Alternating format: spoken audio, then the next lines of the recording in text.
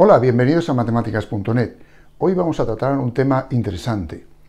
Se trata de la derivación de una función en valor absoluto. Vamos a aplicar la regla de la cadena junto con una serie de consideraciones para tener una fórmula general que aplicar en el caso de que tengamos una función en valor absoluto y debamos derivarla.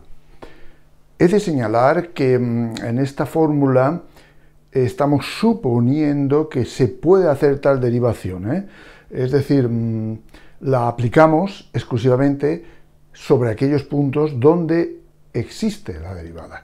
Donde hay puntos que hay que estudiar, no debemos aplicar esta fórmula, sino más bien la definición de derivada para poder concluir si esa fórmula se puede extender o no a estos puntos. Me explico. Consideremos la función valor absoluto. ¿Vale? La función real de variable real, que a cada número real le asigna su valor absoluto. Bien, sabemos que esta función da x si x es mayor o igual que 0 y menos x si x es menor que 0. Este igual lo podríamos trasladar aquí perfectamente, ya que lo mismo me va a dar 0 que menos 0. ¿Vale? Incluso podríamos escribir pues x si x es mayor que 0, 0 si x es igual a 0 y menos x si x es menor que 0. En todo equivalente, ¿vale? Bueno, pues sabemos lo siguiente. Sabemos que esta función se puede derivar no en todo su dominio, que es todo R, sino en todos los puntos de la recta real menos en el 0, donde no es derivable, ¿de acuerdo? Y la derivada, pues es fácil. Sería la derivada 1, porque es la derivada de x, si x es mayor que 0, y menos 1, porque es la derivada de menos x, si x es menor que 0. Y como digo, en 0 no existe. Vale, esto se puede poner de la siguiente forma.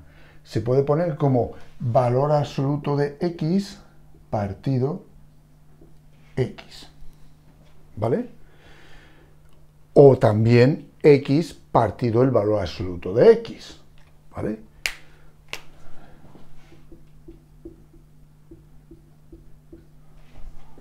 ¿Por qué? Veamos. Si x fuera mayor que 0, por definición, su valor absoluto sería el mismo. Por lo tanto, esto sería x en el numerador y x en el denominador, obviamente no nulo, y daría 1, ¿vale? Si x fuera negativo, su valor absoluto es menos x. Entonces tendríamos menos x en el numerador, x en el denominador, no nulo, menos x partido x, menos 1. Y obviamente aquí también, ¿vale? Sería exactamente lo mismo. Muy bien. Cuidado, no quiero que penséis que luego esto por esto es igual a esto por esto. En principio, pues, x cuadrado es igual al valor absoluto de x cuadrado. Vale, pero luego si suprimimos los cuadrados, no x es igual al valor absoluto de x siempre, ¿vale? Bueno, en principio sí, vamos a suponer que estas dos cosas son iguales y lo dejamos así, pero no quiero que deduzcáis ninguna otra cuestión a partir de estas. Vale. Bien, ya tenemos la derivada de esta función. ¿Qué pasa si ahora tengo una función g definida en un determinado abierto de la recta real, ¿vale? Y que es derivable en todos los puntos de ese abierto? Abierto no vacío, obviamente. Y concluyo una composición. Hago una composición. Es decir, parto de un punto de ese abierto, x, le aplico g, me da un determinado número real, y ahora aplico f, que es el valor absoluto que he puesto aquí. Es decir, sería el valor absoluto de g de x. Bien, pues fijaos, la derivabilidad se transmitiría a la función compuesta, que es esta, siempre y cuando fuera g derivable en x y f derivable en g de x. ¿De acuerdo? Sabemos que f va a ser derivable siempre que no dé 0 el valor de su argumento. Por lo tanto, aquí f será derivable si g de x no se anula, ¿vale? Bien, entonces vamos a tomar estos puntos. B, el conjunto B, que son aquellos elementos de A para los que g de x es diferente de 0. Ahí estamos seguros de que va a existir la derivada de la función compuesta. Aplicando la regla de la cadena la vamos a sacar también. Fijaos, la función compuesta, voy a llamarla h, que es esta, es f círculo g. Primero actúa g y luego actúa f. La derivada en un punto es igual a la derivada de g por la derivada de f colocando g. ¿De acuerdo? No he hecho nada más que poner la regla de la cadena. Bien, entonces la derivada del valor absoluto de g será la derivada de g, tal cual sea. Y ahora la derivada de f, vamos a tomar, por ejemplo, esta, ¿vale? La derivada de f colocando g, con lo cual tendríamos g de x en el numerador y el valor absoluto de g de x en el denominador. ¿Lo veis? Voy a usar esta, mejor. ¿De acuerdo? ¿Veis lo que he hecho?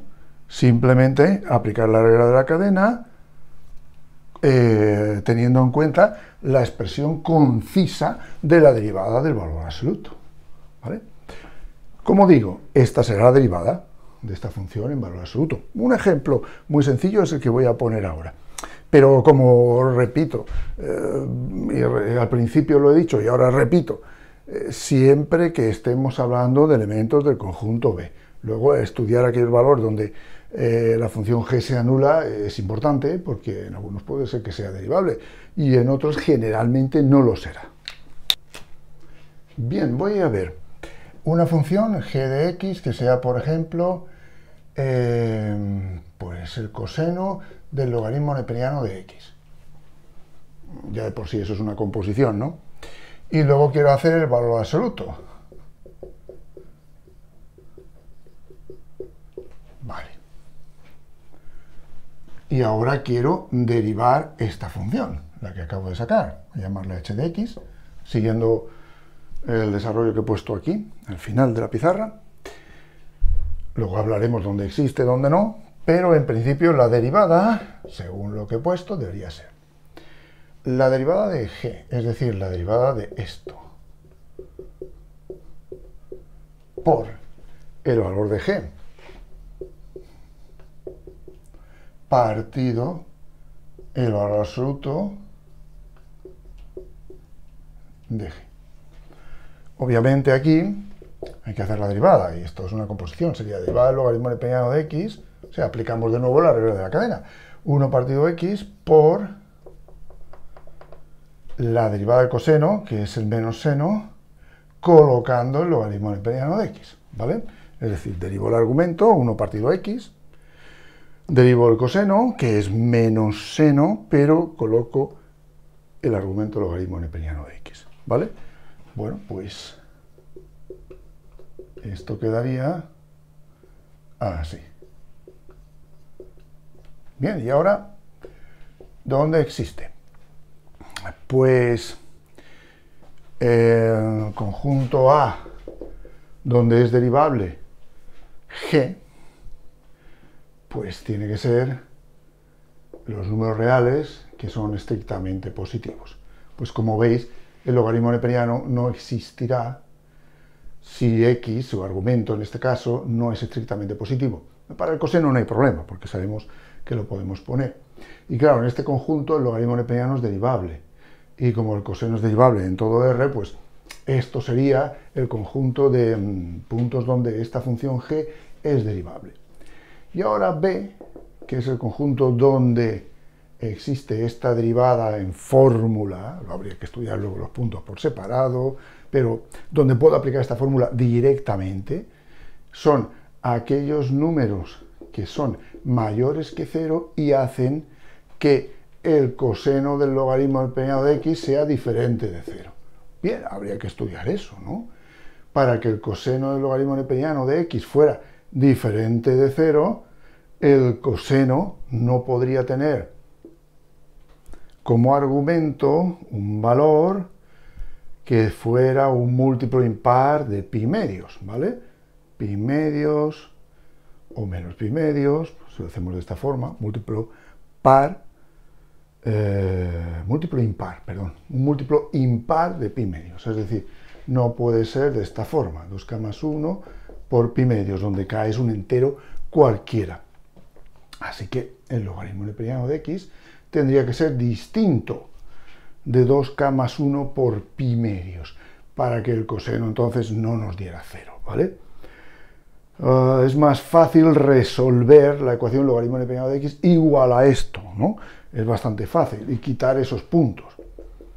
Es bastante fácil porque podemos aplicar la exponencial, y aquí esto sería e elevado a 2k más 1 por pi medios, eso sería x, ¿vale? Así que el conjunto donde existe la derivada a través de esta fórmula, repito, son los números reales que son mayores que 0 y que no tienen esta forma, que son diferentes de e elevado a 2k más 1 pi medios, ¿vale?